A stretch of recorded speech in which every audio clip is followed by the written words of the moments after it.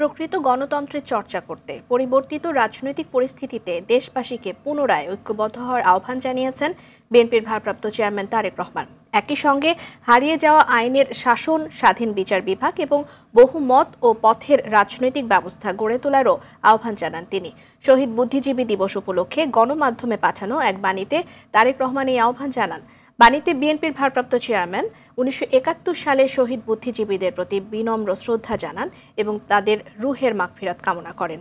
বলেন, শহীদ বুদ্ধিজীবীরা ন্যায় বিচার ভিত্তিক শোষণমুক্ত একটি গণতান্ত্রিক রাষ্ট্রের প্রত্যাশা করেছিলেন। শহীদ বুদ্ধিজীবীদের প্রত্যাশার বাংলাদেশ গড়ে তুলতে একসাথে কাজ করার আহ্বান জানান তিনি।